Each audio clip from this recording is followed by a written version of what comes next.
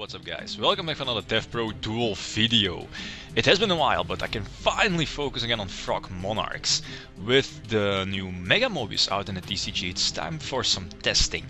And some time ago I thought it was interesting to focus a bit more on a rank 8 engine, because as you know the Mega Monarchs are level 8. Combine that with one of the new hand traps, which is not out in TCG, the new Swordsman. I think it's pretty good, since it's also a level 8 monster and has the ability to destroy an opponent's monster. With Mobius it's just the beginning, but if Ryza, the Styles and Gaius get the same upgrade as Mobius and Grandmark got, I think this kind of rank 8 strategy is something to think about. Anyway, let's see some duels. The first opponent is playing artifacts. Set up Treeborn, Foolish for Ronin and pass with a decent, actually a good hand, Gorse, Maxi and the Chaos. Here I was pretty sure that he was playing artifacts. 4 back rows, 1 set, the set being probably the jar, the absorbing jar. So here I decide to Maxi.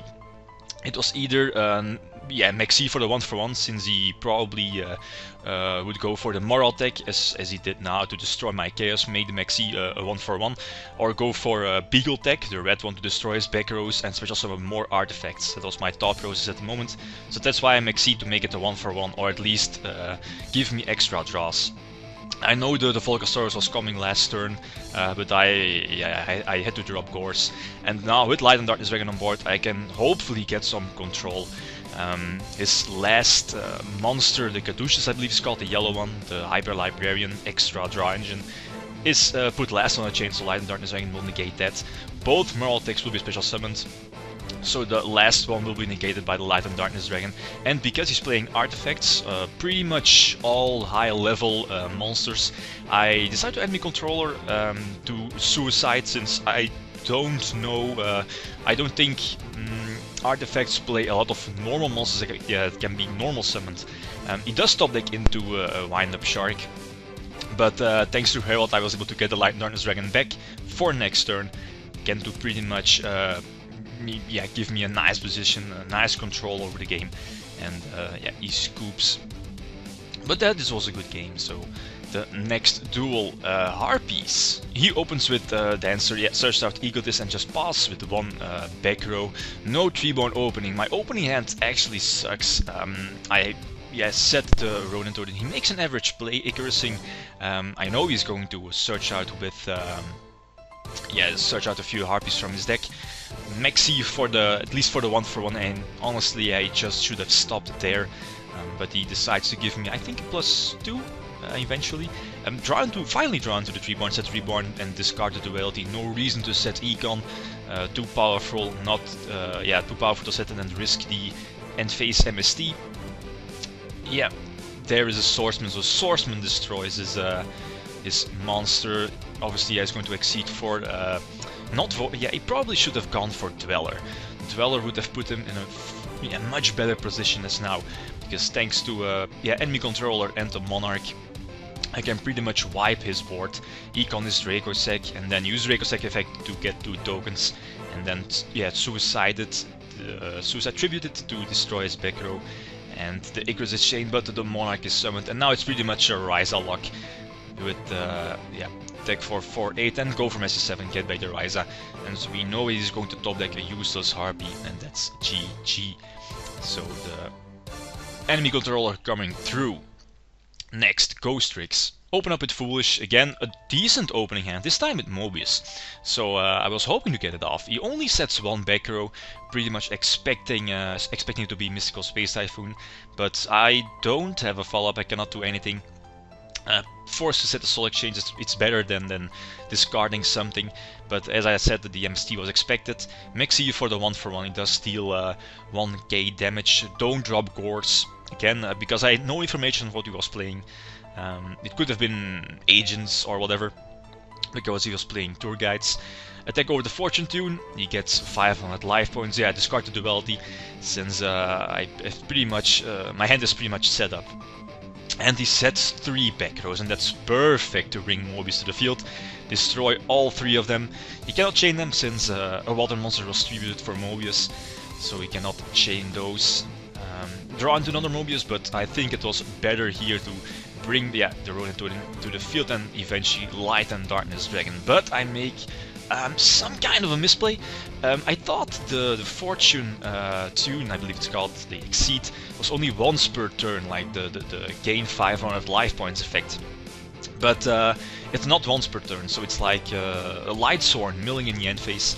It keeps activating until Light and Darkness Dragon cannot negate it anymore, and then yeah, it will activate, giving him 500 extra life points. So yeah, not that big of a deal, but it's something to keep in mind. Mistake I made. So Mobius again destroys to back row, and just in case he has Dark Hole or whatever, he also draws into swords. Make Felgrand to pretty much seal the deal next turn. So yeah, GG, Mobius coming through. Next, Gravekeepers. I have a good opening hand, again set up the Treeborn. Not going to set MST, never set your MST first turn. Unless you're sure that you're playing against Fire Fist or maybe Constellars to destroy their tanky. Snipe MST, their first sets it, again most of the time it's their better card they set first. I think the other card is his own MST. So Snipe MST is Finish Stain and Chaos is Spy, so that's pretty much perfect. Draw into Mobius, Soul Exchange is face down, again expecting him to be maybe Spy.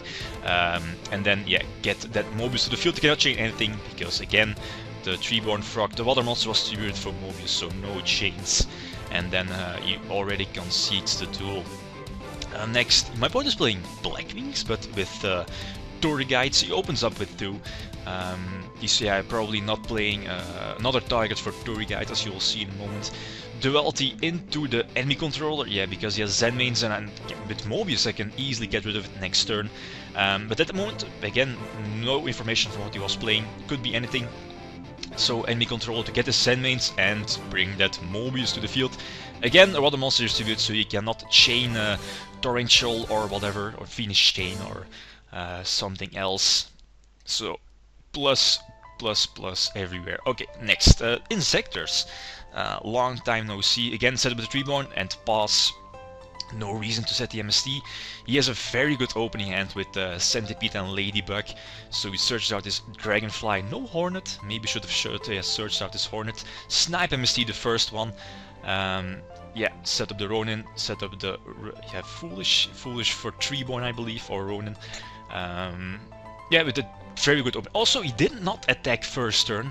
On his turn, that is. If he would have attacked, I would have been able to drop the Swordsman to destroy his Centipede, and then Light and Darkness Dragon already would have been summoned to the field, pretty much already locking up the duel from my my advantage. But yeah, I made a good play not attacking, and here pretty much the Swordsman is useless since the Centipede is at 2-4 and this Adrius is at 2-6. Also not going to drop Vader, no reason to drop Vader, let him attack with his 2 monsters for 5k. I'm still left with a healthy amount of life points, and he will just pop in main phase 2 with Adrius, yeah, pop my Vader that is. Again, Snipe MST's Threatening Roar. Get that guy to the field since he does have a Dragonfly in his grave, I believe. So that's why I banish his sword, and the Centipede is still on the field, so no Soul Exchange, no enemy control to get it out of the field. He makes some pluses again with the Ladybug, searches out the sword, and this is perfect. He equips his sword to the Centipede that they already used, and yeah, he's obviously going to attack with this lower Centipede first, with the 1-6 attack. So the Swordsman is dropped, and since he does have 1 back row, I decide to make Gachi Gachi to give my Light and Darkness Dragon the extra boost that it needs, so that it at least can negate 1 card and still attack over the Centipede, or at least the boosted Centipede. And it was a good move since it was a lens, and then attack over his monster. And now I'm pretty much set to go. Although he top decks into a Gigamantis, so just like I believe it's Fortune tuned a few duels ago, he can keep revealing the Gigamantis, so the Light and Darkness Dragon drops to I believe after he cannot negate anymore, and yeah, he will eventually equip it to the Ladybug. Yeah, unfortunate, but that's how it goes. So the Dragonfly is special summoned, and with Hornet he can pop my field. So the Hornet is going to destroy the Light and Darkness Dragon, special summon the Chaos, Gachi survives. I believe I'm going to detach the Ronin. Yep. So both his ladybugs going to destroy. Yeah, both the Gaius and the Gachi. He makes like Gusto. Maybe should have gone for Gachi. Don't know if he's playing the Gachi in the extra deck. He's probably, yeah, he probably does. But yeah, because he didn't go for Gachi, I can freely banish his Dragonfly and attack over the Phoenix. Sets his skull and yeah, get 2 draws off for the card D. But we have to, yeah, we do have that lovely Mobius. So get it to the field. He cannot chain the Skull of the Hunted. Didn't matter that much. Light and Darkness Dragon would have sealed the deal either way. So GG. The last tool of the video. My opponent is playing some kind of XC tech, Chaos XC tech. I featured a few weeks ago. It's something like that. Duality into Treeborn, perfect. Set the Treeborn and pass. Here I see that he's playing, yeah, that XC tech with limited Baryon's Force and Chaos Exceeds. Yeah, he searches out this Kage to Kage and set 3, so that's perfect. Treeborn is special summoned.